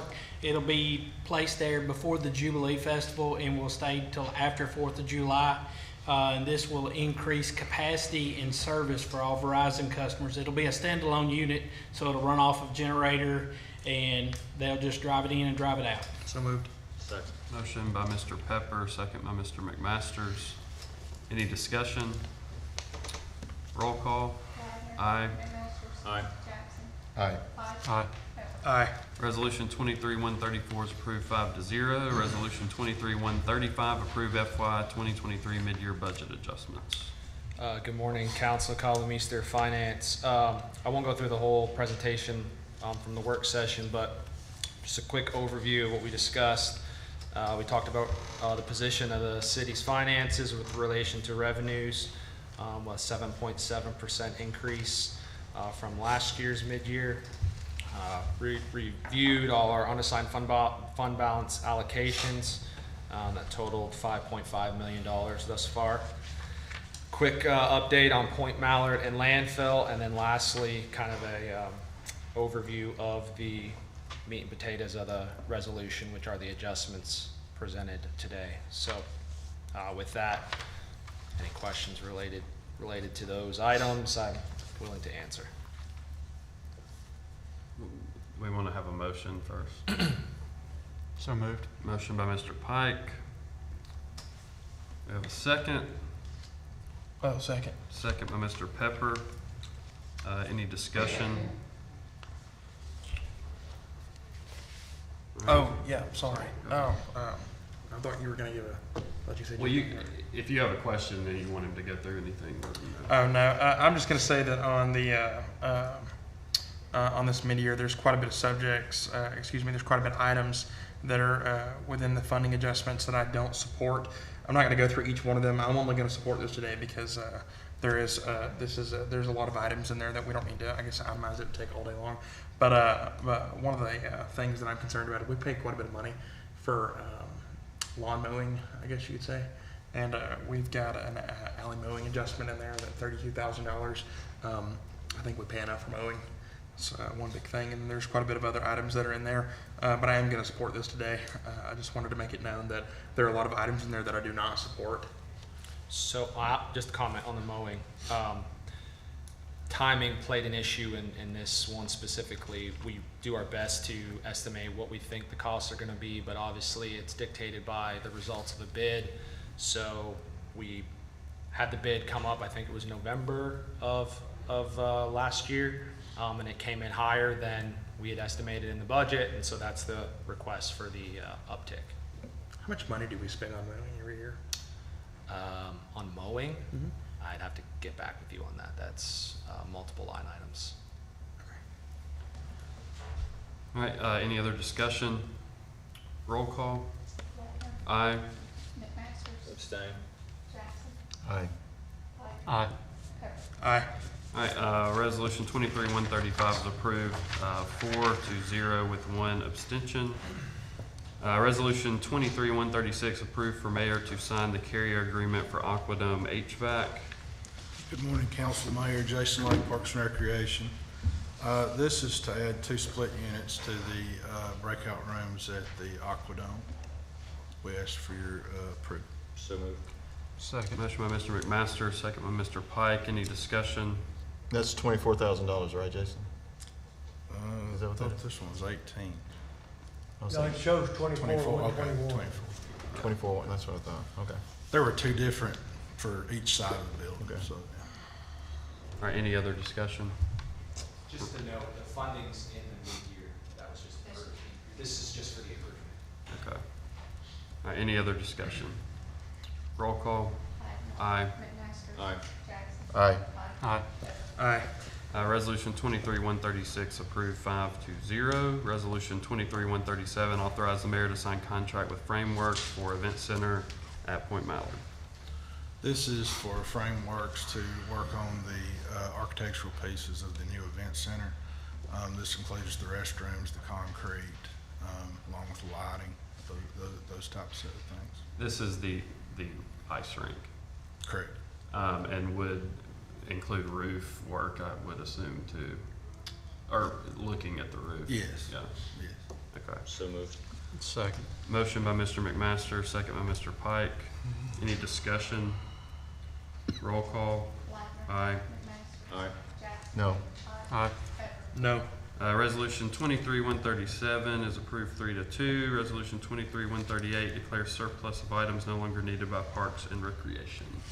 These are the items from the building we were discussing, the walls, the stones they use for curling, just any of the things that we wouldn't need for it to currently be an ice rink. So moved. Motion by Mr. McMaster, second by Mr. Pike. Any discussion? Roll call. Aye. Aye. Aye. Aye. Aye.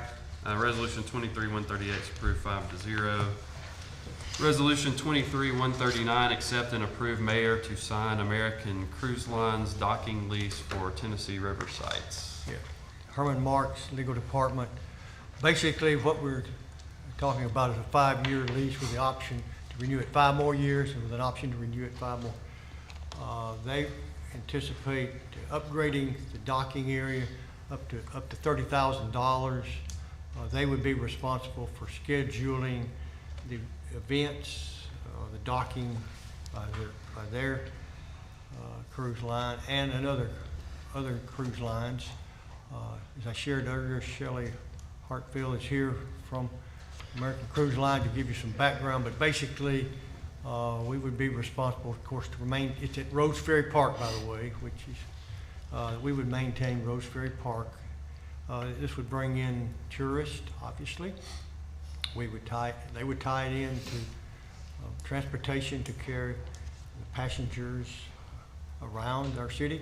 They would, in addition, pay $1 per passenger to us as rent, in addition to the other items that they're providing.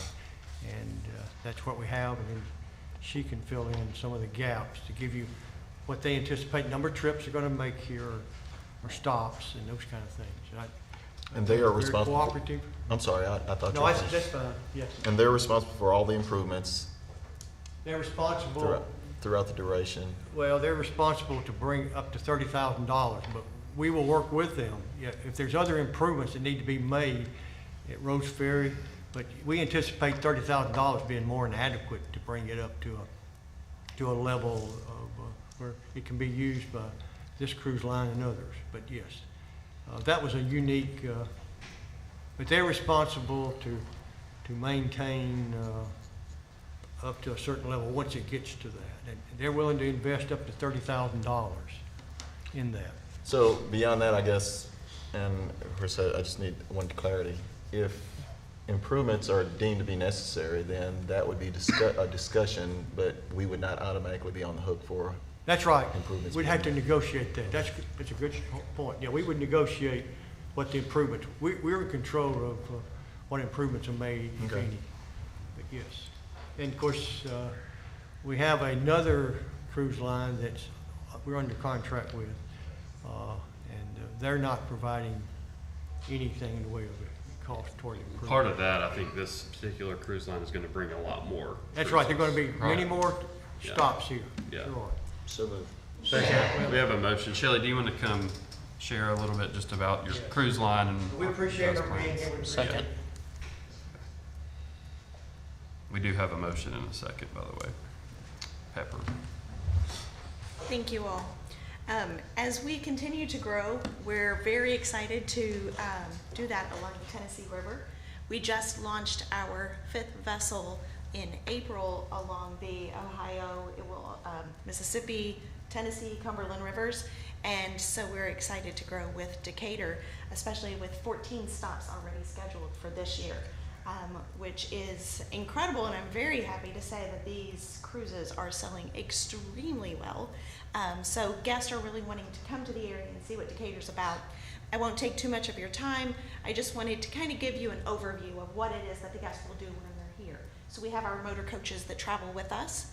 We do use local guides. So we're working with a Visit Decatur with Danielle and Lily Beth to provide guides for us so that they can give a narrative and tell guests what it's like to live here and the different things in Decatur. We will be stopping at the Carnegie Arts Center, Old State Bank, Union Depot, also Morgan County Archives. When we stop at Morgan County Archives, we will also be letting the guests know that there's opportunity to shop in the area, antiques, the yarn boutique, different things like that. And then we'll proceed on to the Cook Museum of Natural Science. We do pay admission for all of our guests. They do not pay, but we do pay for them to go into the Cook Museum. And then we'll travel on to 2nd Street. We'll make a stop at 2nd and Grant. And there we will, the guests will have another opportunity to shop. So we look at it as a great economic impact here to the area. We do have a couple of other opportunities for guests. One is a Mooresville, Alabama experience, and they'll go to Mooresville, get to do a walking tour. 1818 Farms is going to do a workshop for us, and then we're going to have something either from Lila's Little House or from Magnolia Bakery there for our guests. And then they also have the Huntsville Space Experience. We're hoping to get a video for ULA so that we can also highlight the significant importance that that this area has to the entire space program. Awesome, thank you. You could do the tour. Any other questions for Shelley or Herman? All right, we've got a motion and a second. Roll call. Aye. McMaster. Aye. Aye. Aye. Aye.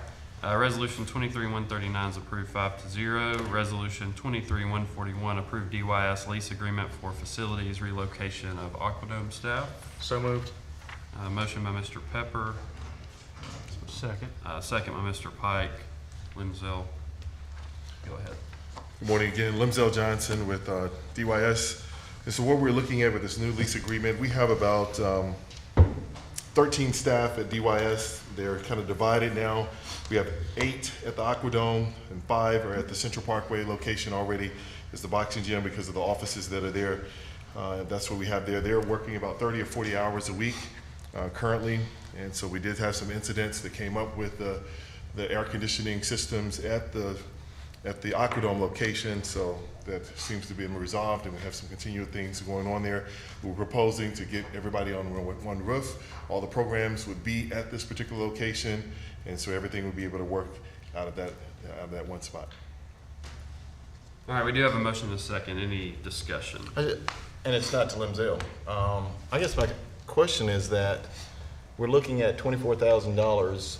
We just looked at a resolution for the Aquadome and to do the air conditioning at the Aquadome for $24,000. This is a smaller portion of the building, and we're looking at paying $40,500 whatever $1,000 for this project for a lease, to me, why would we not do the air conditioning? Because it would have to be less expensive to do it at the Aquadome than to spend $40,000 for a multi-year lease. And that's not necessarily to you, Limzell, I just, to us, it doesn't quite add up financially for us to do that. And I sat in on the meetings, and I'm quite concerned about the air quality that was there, and if that was something that was associated with the air conditioning work, then we need to address that. At the same time, it just seems like we, you know, based on the number that we got for the Aquadome, we should be able to do the air conditioning in the portion that you are in for considerably less than we're spending on a multi-year lease. And, you know, so I won't support this today, but I am, I mean, again, it's gonna be time and effort for you guys to move, and if we did the air conditioning at a lower price, it would just make sense to keep you guys in that one spot. The 18,000 number, I think, was the other side of the, yeah, so you're right, it's the 18 considerably was- less. Yeah, it's less. Any other discussion?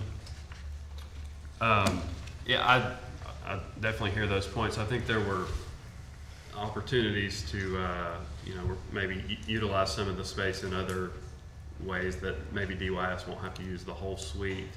I think that was mentioned last week, but I've just heard from Brandon that there was concern about, you mentioned air quality. I think we've done a lot of testing to make sure that's not the case. Nothing came up on the testing, but when you have consistent concerns, I think a resolution that, I think when it all comes out in the wash is maybe a little more expensive than fixing the AC, but either way, we're not gonna have either one of those buildings long-term, so. We're not, but we're still spending $22,000 at least more by taking this measure rather than just to correct whatever the air quality issues are. Which we don't know how much that would cost. And the air conditioning, I think there's a strong belief that it stems from the air conditioning that is not working properly in that portion of the building.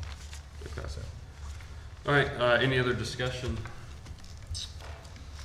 All right, got a motion and a second, roll call. Aye. No. No. Aye. No. All right, resolution 23-141 is not approved with a vote of 2-3. So we will need to, probably on Friday, we have a special called meeting. We'll need to add the agenda item to fix the air. And it sounds like there's another issue that you were, other than just replacing, you're saying there's some other air quality issue with the AC that There, separate from that quote. Well, I think if we deal with the air conditioning unit itself, then we'll probably address that issue. Okay. So we can add that probably, just the other 18. All right. Does that mess up the split unit, or we would have done it that way anyways? Two different sides. Okay, gotcha. All right, ordinances, ordinance 23-4556, approval of duplicated street McClellan Drive Southeast to be changed to Emma Drive Southeast. Yes, in the plating process of the continuation of the Foxwood subdivision, it was discovered there's a potential conflict, a duplicated street name.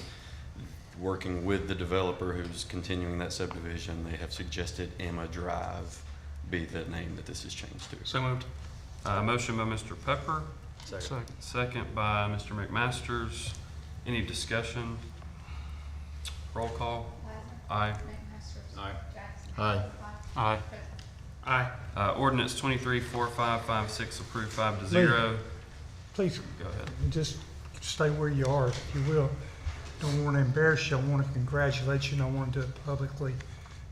You're doing a wonderful job leading our planning department, and you recently took a test for your AICP, which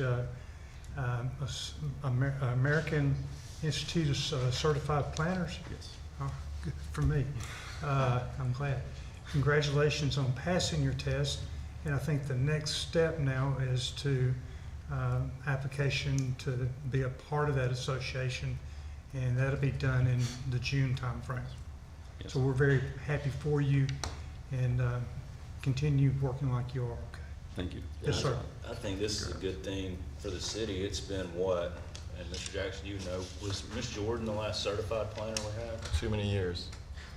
Too many years. I think that's correct, but. And less it sounds than, right. so 60% of people fail it the first time. It's And a you very passed. high fail rate, yes. Congratulations. Round of applause, please.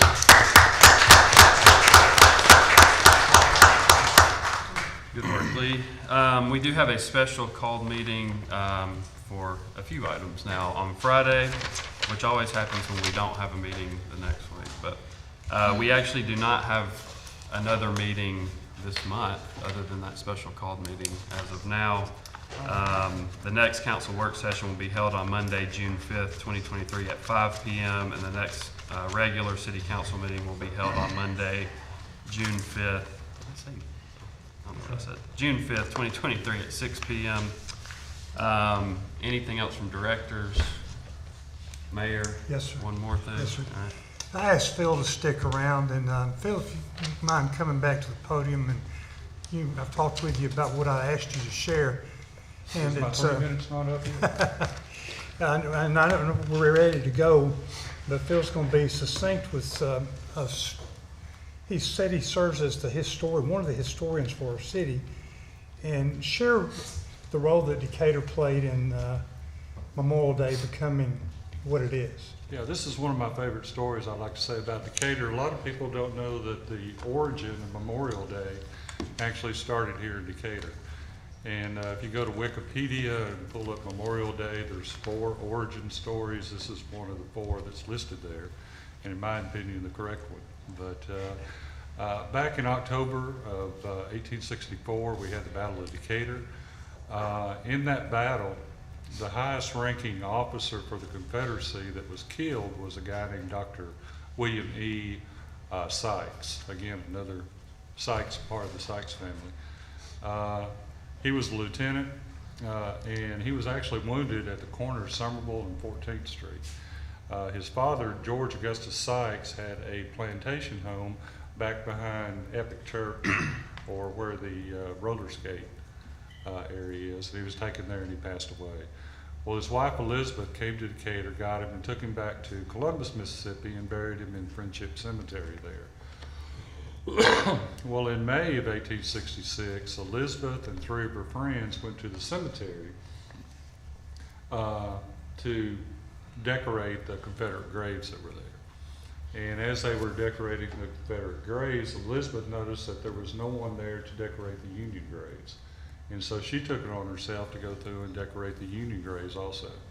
And there was a reporter there from New York City that saw this and was touched by it and went back to New York City and wrote an article for the paper there. That article actually circulated all across the nation. And from that article, then we have the birth of Memorial Day. So that's my story, and I'm sticking to it. That's a good one. Very good. Thank you for sharing, Phil. Mayor, anything else? No, sir. Anything else from council? All right, we'll stand adjourned. Thanks. Yeah, Coach Lee.